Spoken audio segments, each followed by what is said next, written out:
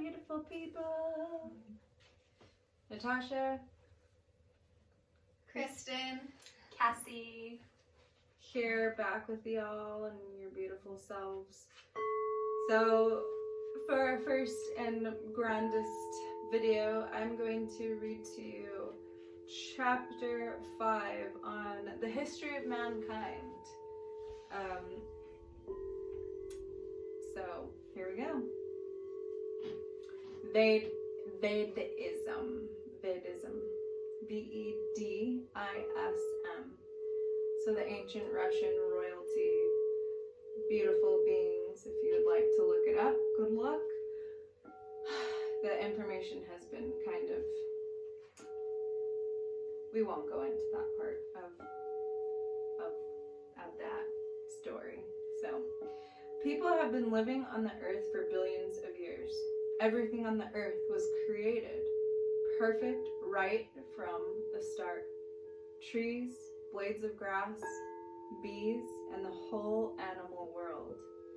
There is a direct connection between everything living on the earth and the entire universe. The apex of creation is man.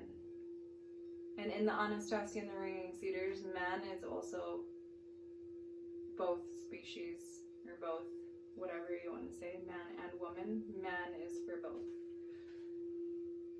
And in the great pristine harmony of all things, man was created harmonious. Man's purpose is to learn about all his surroundings and create perfection in the universe, to create the likeness of the world of the earth and other galaxies, and with each new creation of his to add more splendor to earthly creations. The way will open for man to create on other planets when man is able to overcome temptation. When man is able to hold in unity the grand and diverse energies of the universe inherent in himself. And when he does not allow one of them to take precedent over the rest.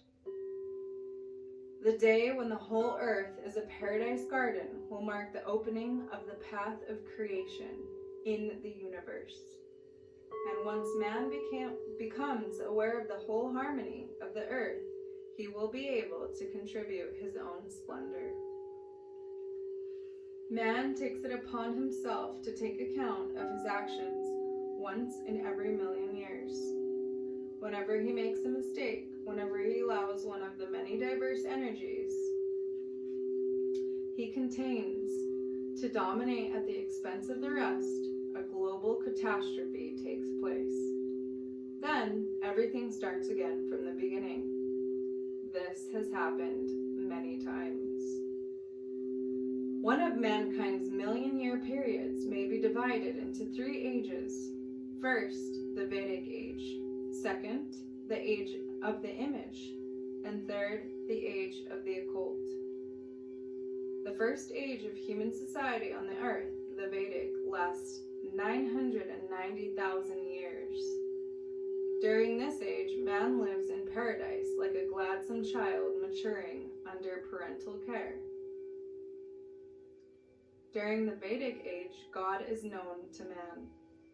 All God's feelings are inherent in man, and through them, man is able to obtain any advice he needs directly from God. And if man should suddenly make a mistake, God is free to correct it simply by giving a hint, without disturbing the general harmony or infringing on man's freedom in any way. In the Vedic age, man does not raise questions about how or by whom the world, the universe, the galaxies, along with his marvelous planet called Earth, were created. Everyone is completely aware that everything around, either visible or invisible, has been created by their Father, namely God. The Father is everywhere. All that grows and lives are his living thoughts, his program, and one can use one's own thought to commune with the Father's thoughts, and one can contribute to his program, provided one first understands it in detail. During the Vedic age, man did not bow down before God, nor was there the multitude of religions which sprang up afterward. There was a culture to life. People lived a divine way of life. There were no diseases of the flesh. Feeding and clothing himself in a divine manner, man simply did not think about food and clothing. Thought was otherwise occupied with the excitement of discovery, and no rulers reigned over human society. There were no boundaries marking off states as today. Human society on the earth consisted of happy families. The various continents were inhabited by families. They were all united by their aspiration to create a space of splendor. There were many new discoveries, and each family, upon making a splendid discovery, felt the need to share it with others. Families were formed by the energy of love, and everyone was fully aware that a new family would create one more oasis of splendor on their native planet. There were many rituals, holidays, and carnivals among the people of the Vedic age, each imbued with a great meaning, sensitivity, and a conscious awareness of the real divine existence on the earth. Each ritual served as a grand school and a grand examination for each man that took part in it.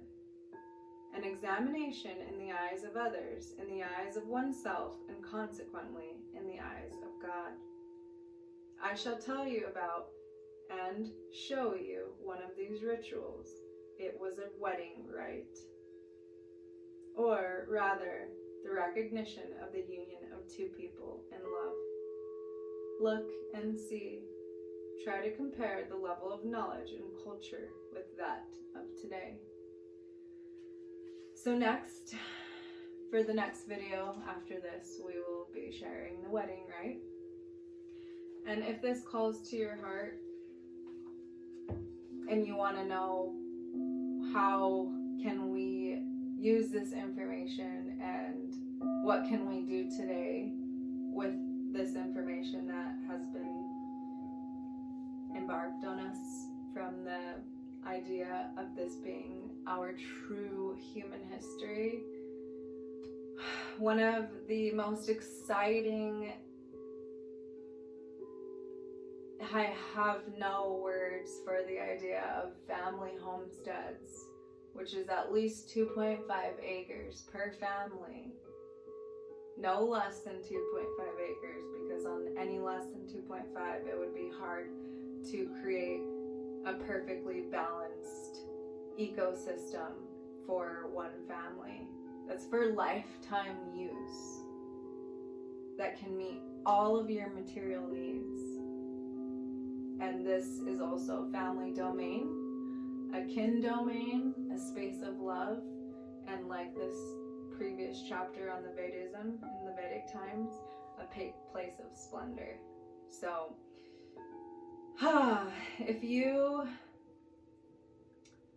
if this calls to you, if this calls to your heart as it calls to our hearts, we are so happy to have you here. If you've already read the books, great. If you are excited to hear more knowledge, and if you are also called to the tropics and or want to support this cause, this idea, feel free to check out the description box below. It has a link to the fundraiser that we will be co-creating with all of you beautiful people all around the world, whether you're in the tropics or not. Thank you so much, and if you do donate a certain amount, we will be sending you the full video e-course, which will have all of these key points so that you can start your own family homestead ASAP, and to have a base and foundation where there are no flaws. The more that we know, the stronger our foundation, the more that we can actually thrive and co-create with God in unity, without fail, and with a beautiful, strong base that will, what's the word? Exceed all space and time, if that makes sense. I love you. Aloha. Aloha. Thank you. Aloha. Thank you for being here. Thank you for being open.